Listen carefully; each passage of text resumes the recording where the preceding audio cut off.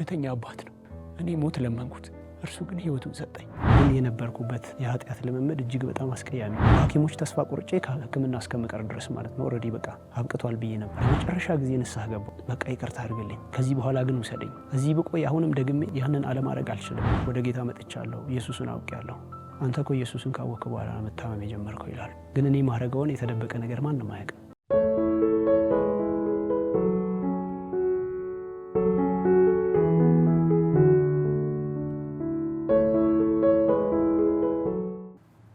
ስሜ አንዱዓለም እሸቱ ይባላል።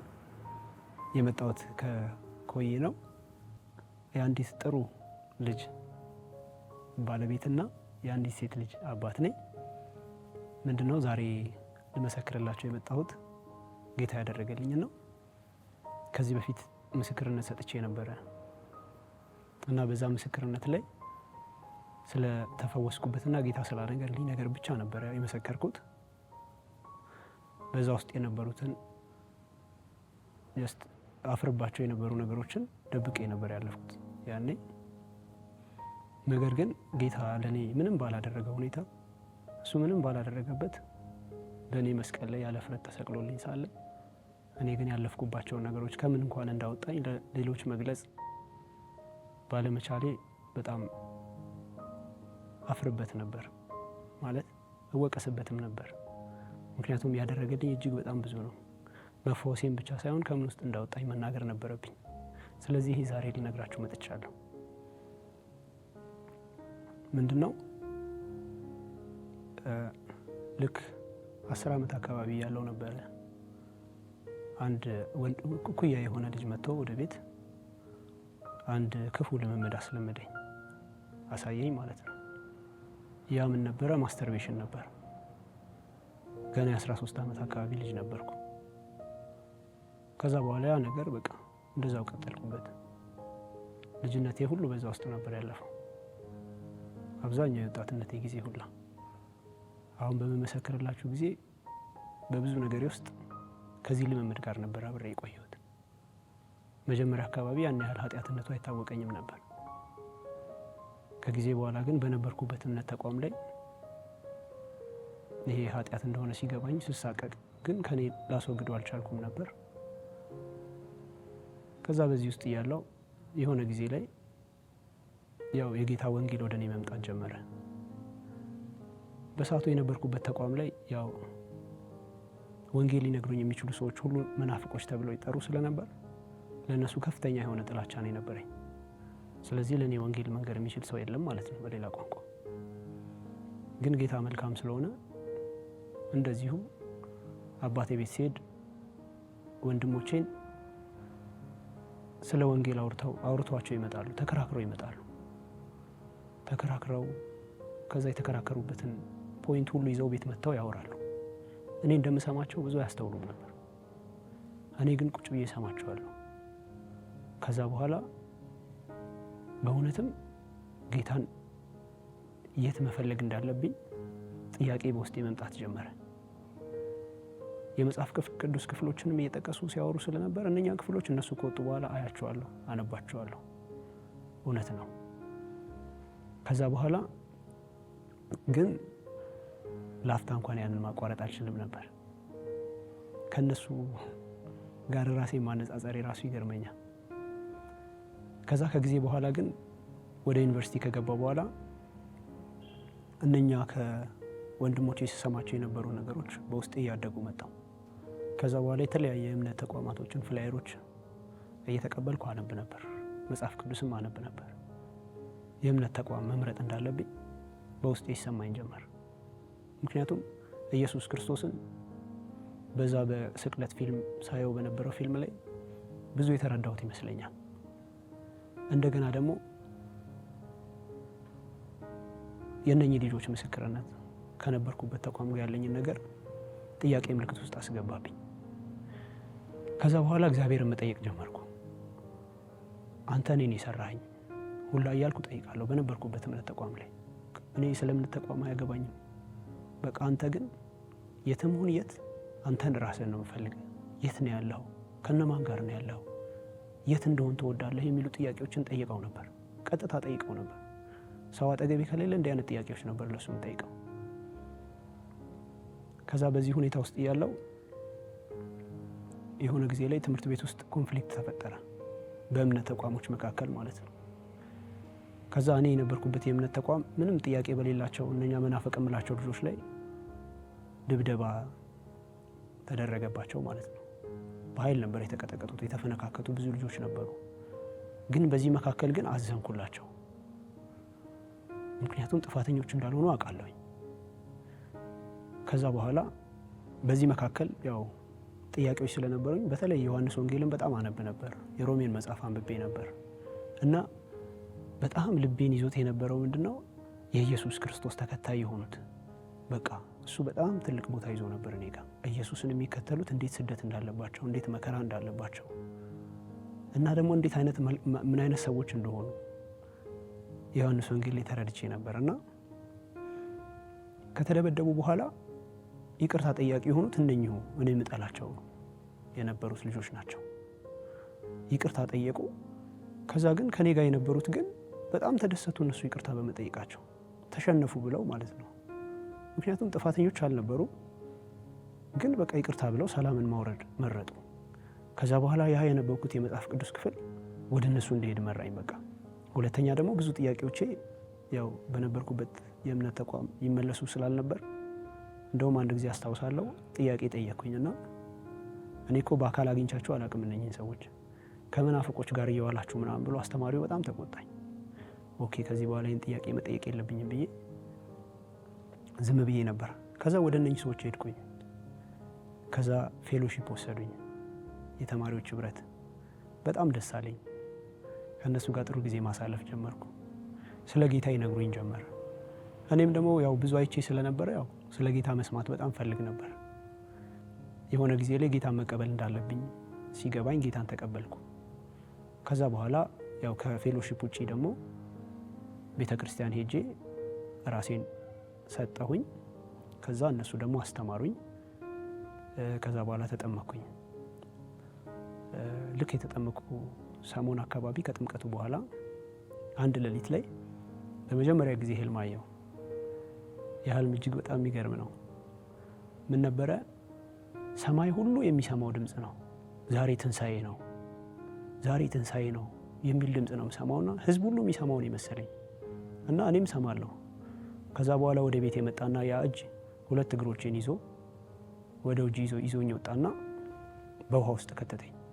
በጣም የሚገርማችሁ ይሄኛውን ከመንገሬ በፊት ከዛ በፊት ምን ነበር ሳይ የነበረው? ያ ማስተር ቤት የማደርግበት ሁኔታ ሁሉ ተይዞ ሲጣል ነበር መጀመሪያ ያየሁት። ከኔ ተወገደ ማለት ነው። ከዛ በኋላ አጠመቀኝ። እጅግ በጣም ነበር ደስ ያለኝ። ሰዎች ሁሉ ደስታዬን ያዩት ነበር። ትምህርት ቤት ሄጄ አስታውሳለሁ። በጣም ቸኩዬ ነው የሄድኩት ልጆቹ ጋር። አንዱ ዓለም ዛሬ ምን ነክቶ ነው ደስ ያለህ አለኝ አንድ ልጅ መጥቶ። በጣም ነው የገረመኝ። ደስ ያለኝ ነገር የሚታይ ነው እንደ ሁላ እስከምል ድረስ ማለት ነው። ከዛ በዛ ህብረት ውስጥ የተወሰነ ጊዜ ቆየው። ከትምህርት ቤት በነበርኩ ጊዜ ያው ጌታን በመቀበሌ ያው አንዳንድ መከራዎች በእኔም ላይ መምጣት ጀመሩ ማለት ነው።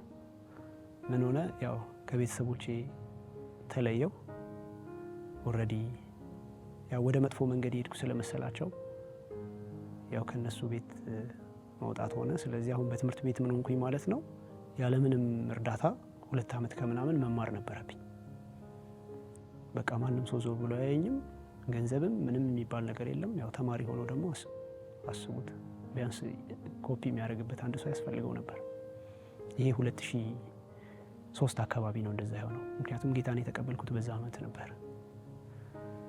ከዛም በኋላ ሲቸግረኝ ገብቼ ጌታን ጠይቀዋለሁ። በቃ ጥያቄዎችን ይመልስልኝ ነበር። ልክ የሆነ ሰው እንደሚያወራው ባገኘውበት ስፍራ ሆኜ፣ በተለይ በሽንት ቤቶች ውስጥ። ምክንያቱም ሌላ ቦታ ላይ ሆኜ ዙሪያ የነበሩት ጌታን የማያውቁ ስለነበሩ መረባበሽ ነውና እጠይቀዋለሁ። ግን በጣም የሚገርመው ጥያቄዎቼ አካል ይዘው ነበር የሚመጡት። ገንዘብ ከጠየቁት የሆነ ሰው መጥቶ እንደ ቀልድ ሰጥቶኝ ይሄዳል። ለዛ ሰው የሆነ ነገር ነው የሚመስለው፣ ለእኔ ግን መልስ ነው። ይሄን ብቻ አይደለም፣ ብዙ ነገር አለማመደኝ። በቃ ድምፆቹንም መስማት ጀመርኩ እዛ ሆኜ። አንዳንዴ ተስፋ ስቆርጥ ያጽናናኛል።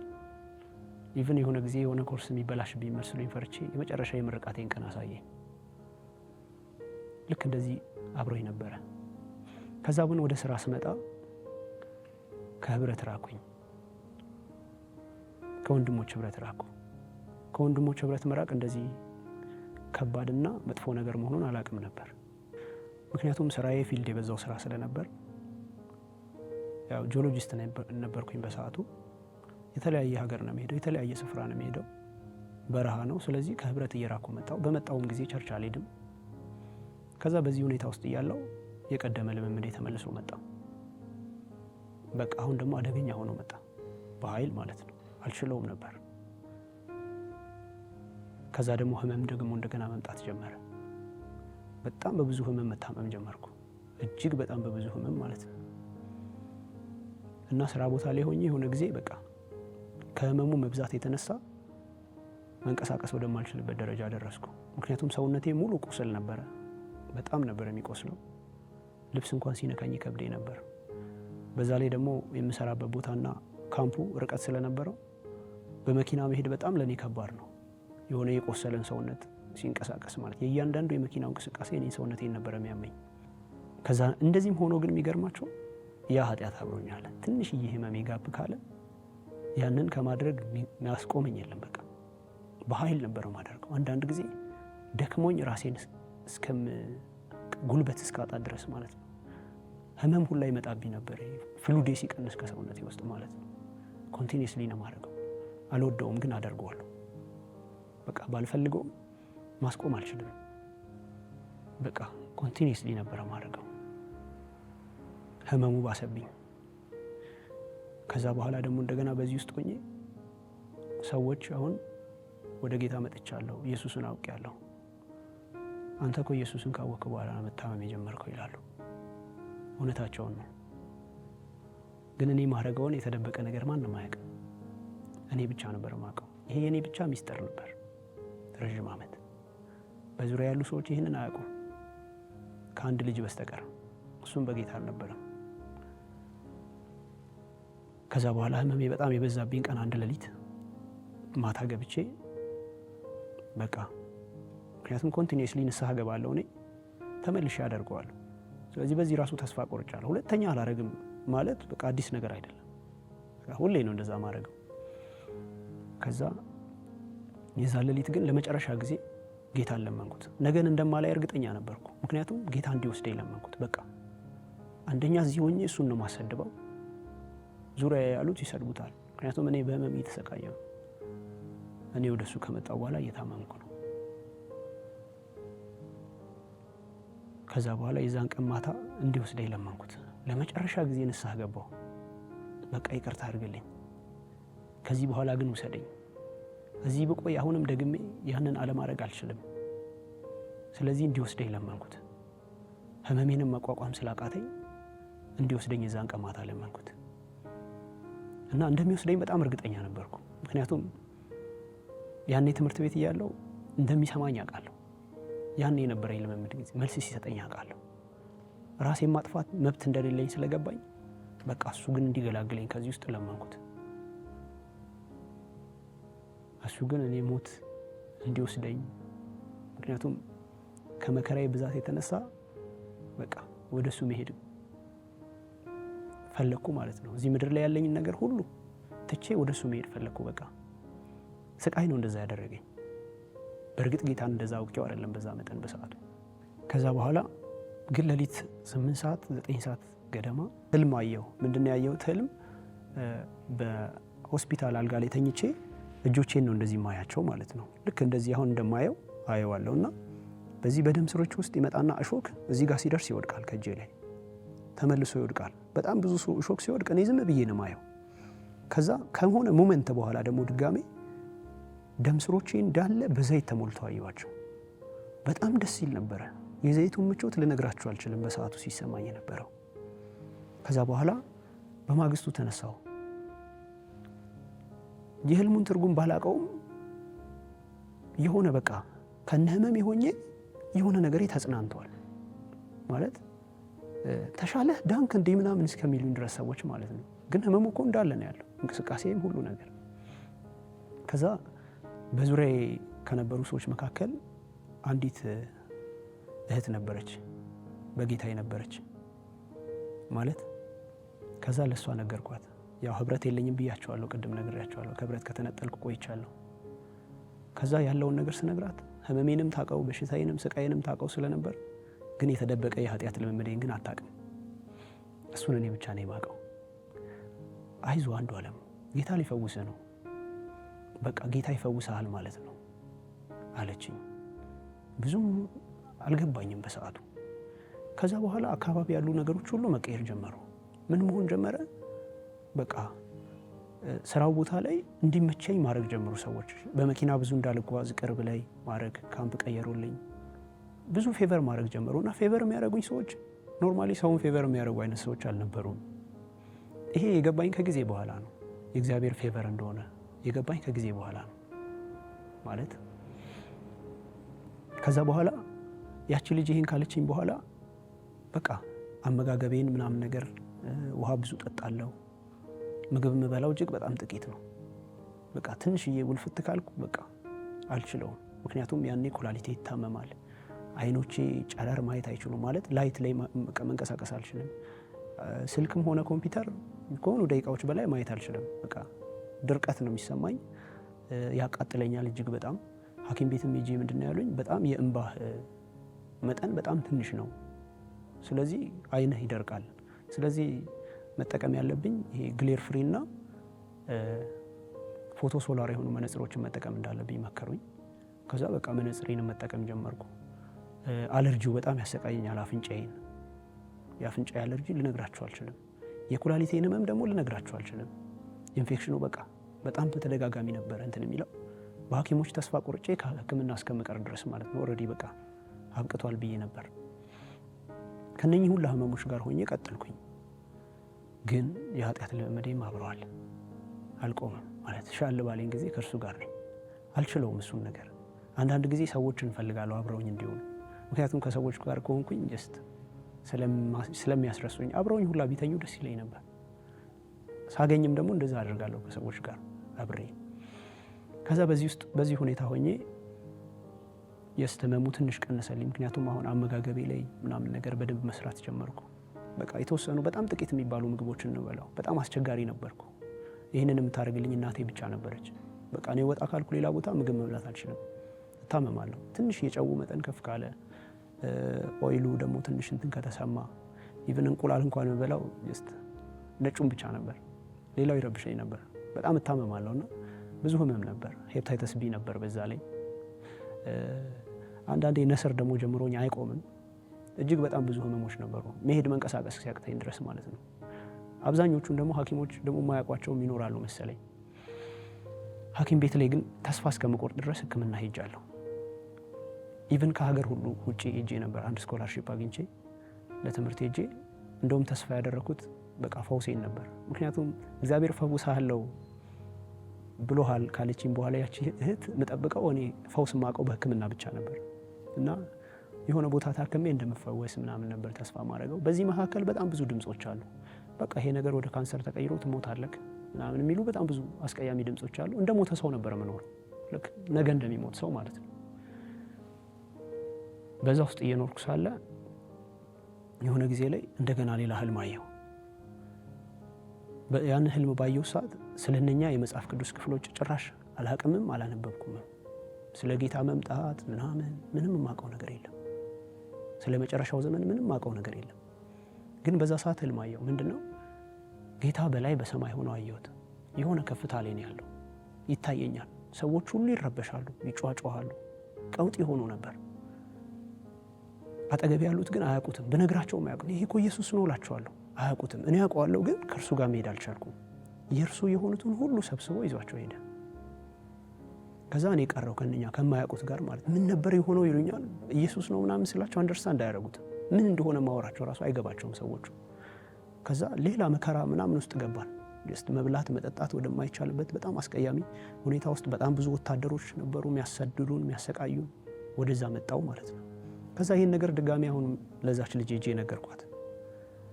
አንዱ ጌታ እያስጠነቀቀህ ነው አለች። ጌታ ቢመጣ ትቶ ይሄዳል። ጌታ እያስጠነቀቀህ ነው። ህይወት ላይ ማስተካከል ያለብን ነገር አለ አለች። ያው ችግሬን እኔ ብቻ ነኝ ማቀው፣ በእንደዚህ አይነት ኃጢአት ውስጥ እንደምኖር ማቀው እኔ ብቻ ነኝ። ከዛ በኋላ ከሆኑ ቀናቶች በኋላ ግን ይህንን ኃጢአት በጣም መጥላት ጀመርኩ። በፊትም ጠለዋለሁ፣ አሁን ግን በጣም ምክንያቱም አይሄድም። በቃ እኔም ቃል ገባለሁ ለአእምሮዬም ለልቤም ለሁሉ ነገር እናገራለሁ። ከዚህ በኋላ ይሄ መጨረሻ ነው፣ ከዚህ በኋላ በቃኝ ምናምን እላለሁ። ነገ እዛ ውስጥ ነኝ ድጋሚ። የሆነ ጊዜ ላይ ግን ጌታን ለማንኩት፣ አልችለውም ብዬ ለማንኩት። ይህን ነገር እኔ አልችለውም፣ በእኔ አቅም የሚሆን አይደለም። ምንም አይነት ትምህርት ተምሬ አይደለም በሰዓቱ፣ ምክንያቱም እኔ ከህብረት ውጭ ነኝ። በቃ ይህን ነገር ስለማልችለው ገላግለኝ ብዬ ያለቀስኩ ለማንኩት። አስወጣኝ ከዚህ በቃ አስችለኝ፣ አንተ ለአንተ ምንም የሚያቅተህ ነገር የለም ብዬ ለማንኩት። ሪዝኑና ምክንያቱ ምን እንደሆነ ባላቅም ከዛ በኋላ አንዳንድ ውሳኔዎችን መወሰን ጀመርኩ። ኮቪድ አካባቢ ላይ ተመልሼ ከሀገሩ ላልወጣ ነበር ድጋሜ። ማለት ከሀገር ውጭ ነበርኩ፣ ተመልሼ ነው ወደዚህ የመጣሁት። በቃ የሆነች ቻንስ ነበረች፣ የ6 ቀን ትሬኒንግ ነበረ። በቃ በዛው መመለስ እንደሌለብኝ ወስኜ በኮቪድ ምክንያት ተደናቀፈ።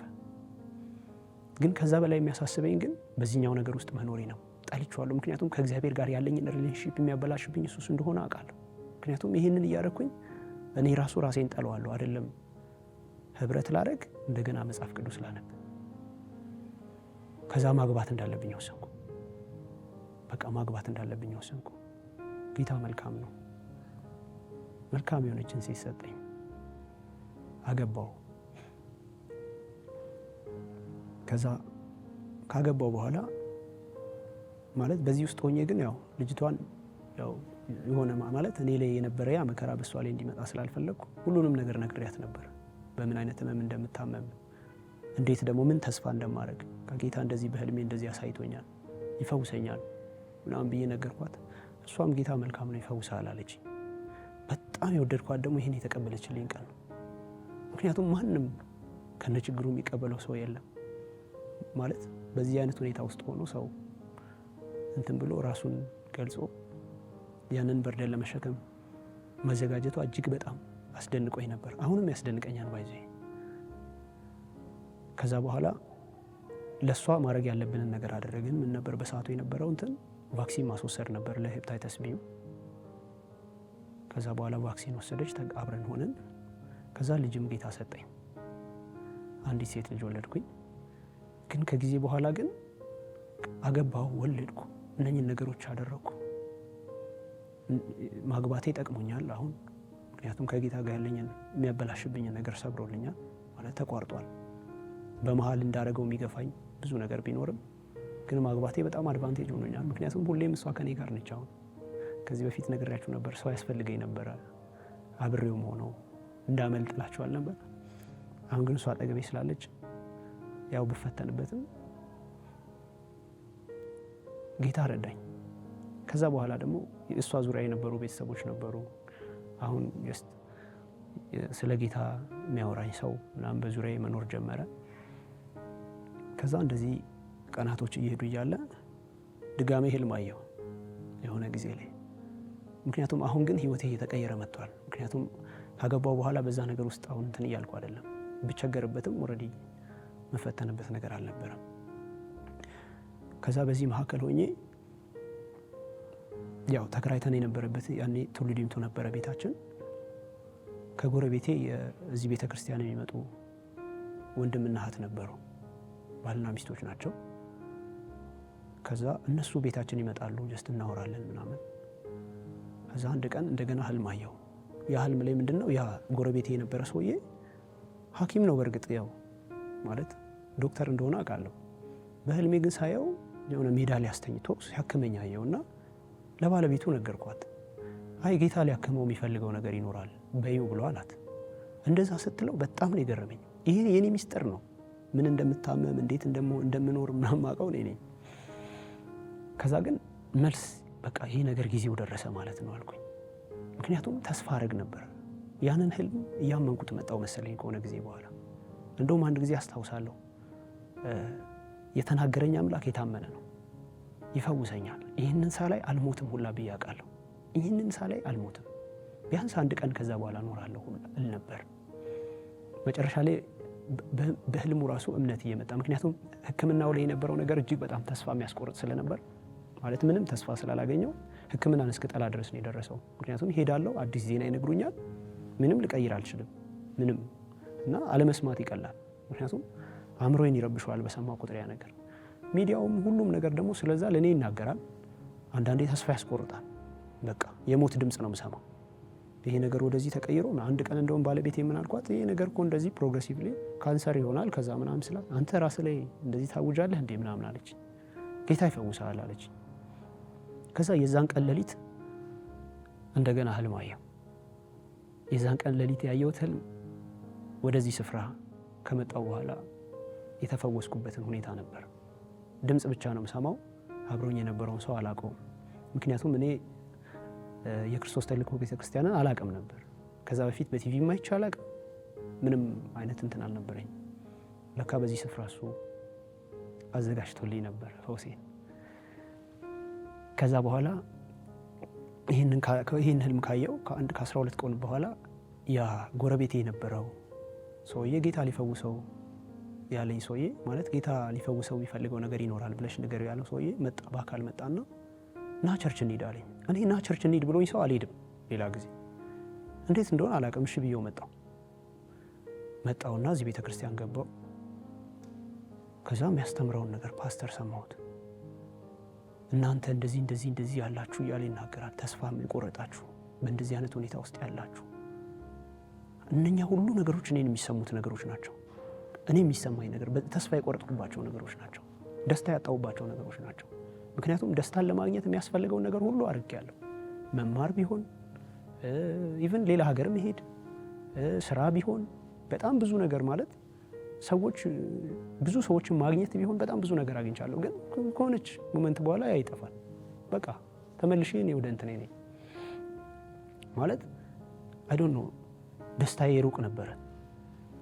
ከዛ በኋላ ወደዚህ ቸርች አመጣኝ። ያንን ሲል እኔ ነው እናንተ የፍጻሜ ሰዎች ናችሁ ይላል ፓስተር ሲያስተምረው የዛን ቀን። እንደዚህ የሚሰማችሁ ሰዎች እናንተ የፍጻሜ ሰዎች ናችሁ። ከዛ በጣም ደስ አለኝ፣ ልቤን ደስ አለው። በውስጤ መዘመር ጀመርኩ። ጀስት ጉባኤው ላይ ሲጸልይ እኔ እዘምራለሁ። ደስታዬ በጌታ ሕዝብ ነው የሚለው መዝሙር ዘምራለሁ በውስጤና ከዛ ማላቀውን ነገር ደግሞ አየሁ። ምንድነው? በቃ መንፈስ ቅዱስ መጥቶ ነካኝ። ምንድነው ይሄ አልኩኝ። አዲስ ነገር ነው። እኔ እንዲህ አይነት ነገር አላውቅም ማለት ጌታ ሲፈውስም እኔ አይቼ እንኳን አላውቅም ማለት ሰው በመንፈስ ቅዱስ እንደሚፈወስ እኔ አላውቅም ጭራሽ።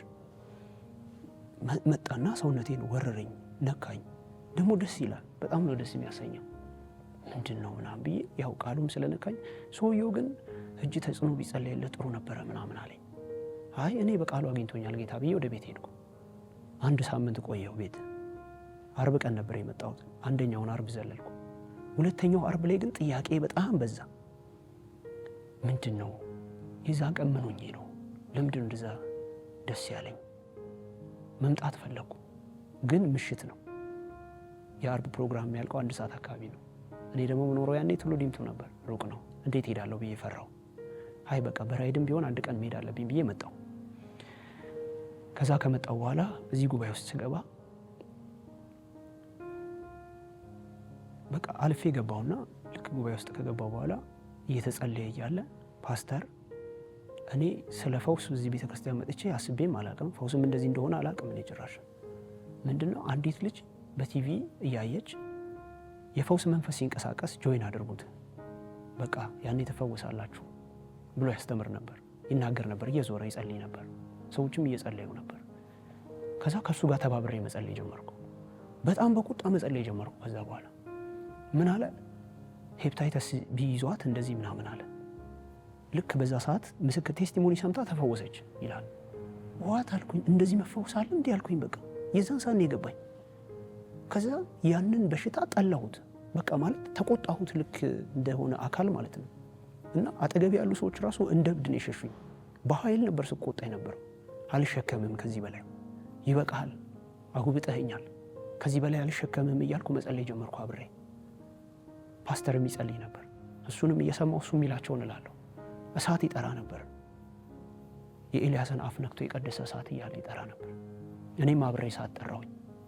ከዛ ሰውነቴን እንዳለ ተቆጣጠረው፣ በኃይል ተቆጣጠረኝ፣ መተንፈስና መናገር እስኪያቅተኝ ድረስ።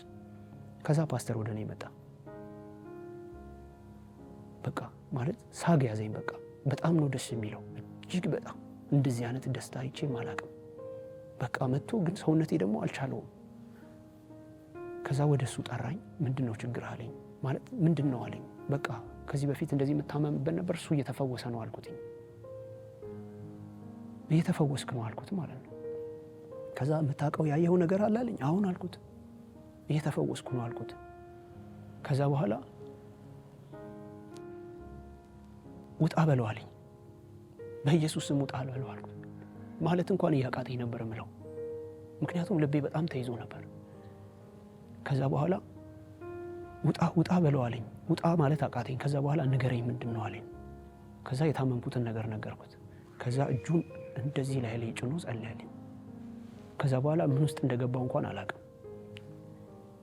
የነበረው ኃይል እንዳለ እጅና ሰውነቴን እንዳለ ተቆጣጥሮት ነበር መጀመሪያ። ከዛ እሱ ከጸለየልኝ በኋላ ግን የሆነ ሞመንት አላቅም፣ ራሴን ምን ውስጥ እንደገባው አላቅም። የሚገርመው ስነሳ ያ ሁላ የሞት ጩኸት የት እንደሄደ አላቅም። በቃ ጩኸት ነበረ በፊት፣ ትሞታለህ፣ ተስፋ መቁረጥ ምናምን፣ የት እንደሄደ አላቅም። ጭራሽ ወደ ቤት እየሄድኩኝ ባስ ውስጥ ያቺ ከዚህ በፊት አብራኝ የነበረች ያንን ጊዜ የምታውቅ ልጅ ጋር ቀጥታ ደወልኩ። ውጭ ሀገር ነች ያለችው። ባስ ውስጥ ሆኜ ጌታ ፈወሰኝ እያልኩ ነግራታለሁ። በኃይል ነው የምነግራት። እኔ ስለ ሰዎቹ አይደንቀኝም ነበር። ፈወሰኝ ጌታ። በቃ እኔም እኮ ነግሬህ ነበር ጌታ ይፈውሳል አለች። ከዛ በኋላ ወደዚህ ቤተ ክርስቲያን መምጣት በደንብ ፈለግኩ። ሌላ ሳምንት መጣሁ። ሌላ ሳምንት ስመጣ እንደገና ነፃ ወጣሁ። የዛን ቀን ሌሊት ደግሞ ያኔ በህልሜ ማለት ያኔ በአካል ያንን አስቀያሚ ነገር እንዳረግ በማስተርቤሽን ውስጥ ሆኖ የሚሰራ መንፈስ፣ ሌሎችም በጣም ብዙ ማለት ነው እየለቀቁኝ እየጮሁ ከላይ ላይ ሄዱ። ሌሊቱን ተኝቼ ማለት ነው። እዚህ የነበረው ያገኘኝ ጸጋ ከላይ ላይ የነበረውን ጨለማ ሁሉ አራገፈልኝ። በቃ የሚገርም ሆነ። ከዛ በኋላ ጌታ እንዳለው እንደገና በመንፈሱ ሞላኝ፣ ጸጋውን አካፈለኝ። ከዛ በኋላ በጣም የሚገርም ህይወት መኖር ጀመርኩ። ያ ለእኔ ከባድ የነበረው ከጌታ ጋር አብሮ መሆን፣ ምክንያቱም ኃጢአት ከጌታ ጋር እንዳልሆን አድርጎኝ ነበር። ተስፋ መቁረጥ፣ ከጌታ ጋር አብሬ መቀጠል ቻልኩ። ቃሉን በኃይል አነባለሁ፣ ደግሞ ይመራኛል፣ ያስተምረኛል። ማለት ሳነበው ቃሉ ይገባኛል። አንዳንድ ጊዜ ከኔ አልፎ ሌሎችን ኢንፍሉዌንስ ያደርግ ያታወቀኛል። ጀስት የተካፈልኩት ጸጋ የጌታ መንፈስ ክፉ ተቆጣጥሮኝ እንዳላሰቃየኝ አሁን እሱ ወደ ህይወቴ መጣ። ጌታ መልካም ነው። ማለት ጊዜ ቢኖር በነገራችሁ ብዙ ነው፣ ግን እጅግ በጣም ብዙ መልካም ነው። እውነተኛ አባት ነው። እኔ ሞት ለመንኩት፣ እርሱ ግን ህይወቱን ሰጠኝ፣ መንፈሱን ሰጠኝ፣ አልተጸየፈኝም። ታዲያ ይህን መደበቅ ነበረብኝ? ይህን ነበር ደብቄ የነበረው ባለፈው። በጣም መልካም አምላክ ነው ያለኝ ኢየሱስ። ከዛ መከራ ገላገለኝ። አሁን በልቤ ውስጥ ያለውን ሰላም ልነግራችሁ አልችልም። ወደዚህ ቤተ ክርስቲያን ከመጣሁ ወደዚህ ህብረት ከተቀላቀልኩ 3 ዓመት አካባቢ ሆኖኛል። መነጽር የለም፣ ህመም የለም። በቃ ከጌታ ጋር መልካም ነው፣ ደግሞ ቅርብ ነው። በጣም ድሮ ትምህርት ቤት ካለማመደኝ በላይ ነው። በጣም መልካም ነው፣ ደግሞ ይናፍቃል። ደስታዬ ሁሉ ለካ እሱ ጋር ነበር። የደስታ የምንጭ የሆነውን አባቴን አገኘው። ደስታዬ ሁሌ እሱ ጋር ነው። በህብረት ውስጥ አለሁ። ከወንድሞቼ ጋር ጌታን እንጠብቀዋለሁ። ይመጣል፣ ሲፈውሰኝ ወደ ነካኝ ወደዛ ወደ ቀመስኩት ዓለም ይወስደኛል። እስከዛ ግን ጠብቀዋለሁ። የእርሱ ሙሽራ አድርጎኛል። በጣም መልካም ነው ማለት መናገር ብችልና በገልጽላችሁ ደስ ይለኝ ነበር።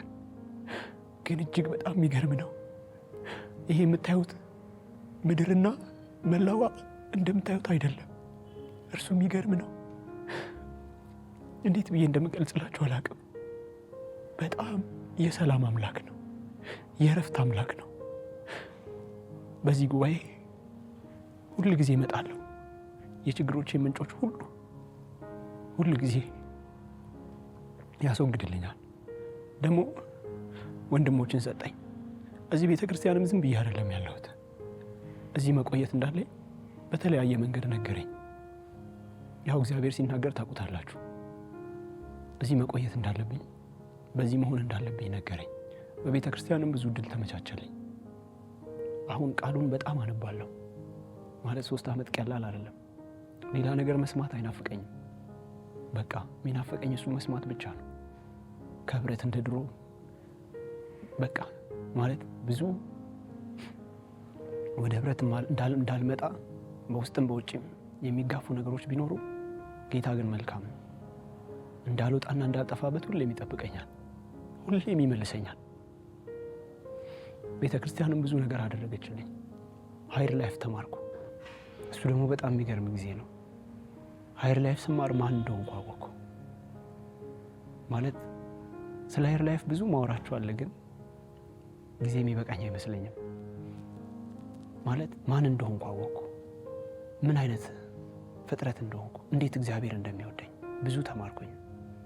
ሃይር ላይፍ ከተማርኩ በኋላ የዛን ሰሞን ብቻ አይደለም፣ በጣም ብዙ ጊዜ ማለት ሃይር ላይፍ ከተማርኩ 1-2 ዓመት ሳይሆነኝ አይቀርም፣ እንደዛ አካባቢ እስካሁን ድረስ የምመነዝረው የምመራበት ብዙ እውነቶችን ከዛ ውስጥ አገኘው። እስካሁን ድረስ ገና ብዙ እንደሚገለጥልኝ ደግሞ እርግጠኛ ነኝ። ምክንያቱም ትናንትን ያየ ዛሬን ነገን መገመት ይችላል። ጥሩ ወንድምና እህቶችን ሰጥቶኛል፣ እረኞችን ሰጥቶኛል።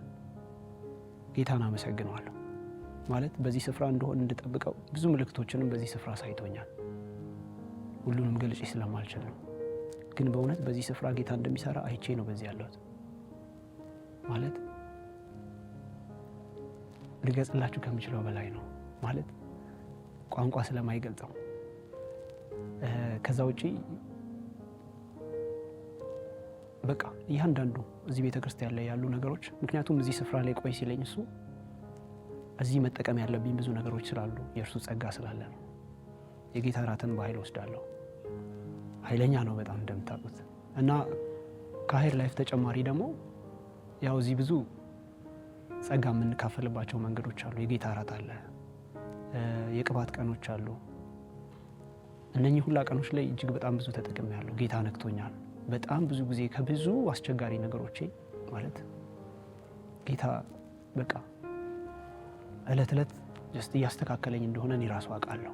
ማለት ማንነቶቼ ሁሉ እጅግ በጣም እየተቀየሩ ነው። ማለት እንደዚህ አይነት ሰው አልነበርኩም። ማለት ሰው በልብ ውስጥ የተደበቀ እጅግ በጣም ብዙ ነገር ሊኖረው ይችላል። በአካልም ብዙ ቻሌንጆች አሉ። እነኛ ሁሉ እለት እለት እየተፈቱልኝ ነው። አሁንም ከጌታ ጋር እቀጥላለሁ። ሁለተኛ ደግሞ በቃ አሁን ደስተኛ ነኝ። ማለት በልቤ ውስጥ በነገሮች በሁኔታ ምንም ማለት ሁኔታ ከፍ ቢል ዝቅ ቢል ብዙም አይደለሁም። አሁን በቃ ልቤን የሞላ ደስታ አለ፣ ሰላም አለኝ። ማለት ይሄን ነበር አጥቼ ነበረው። ያኔ ብዙ ቦታ ረግጫለሁ፣ ብዙ ነገር ሆኗል፣ ግን ያ አልነበረኝም።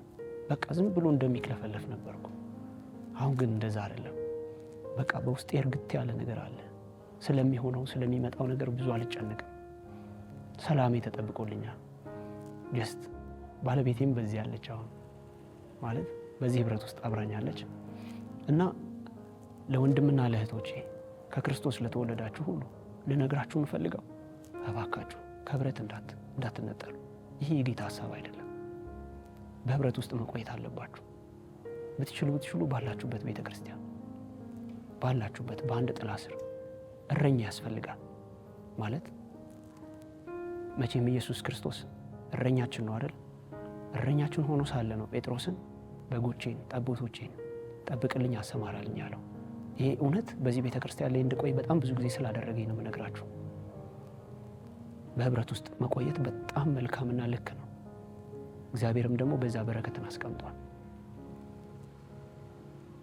እና ጌታን በጣም አመሰግነዋለሁ። ህይወቴን ቀይሮታል። ከጨለማ ወደ ብርሃን ያመጣኝ አምላክ እጅግ በጣም የሚገርም ነው። በጣም መልካም አምላክ ነው። መልካምነቱን አውርቻችሁ ልገልጽ አልችልም። ስቃይንና መከራዬን በደንብ ነግሬያችኋለሁ፣ ግን ይህንን ልገልጽላችሁ ቃላት እንኳን የለኝም። ግን በልቤ ውስጥ ያለውን ራሱ መንፈስ ቅዱስ ይንገራችሁ። ይሆንልኝም ጌታ መንፈስ ቅዱስ ይንገራችሁ። አመሰግናለሁ ስለሰማችሁ።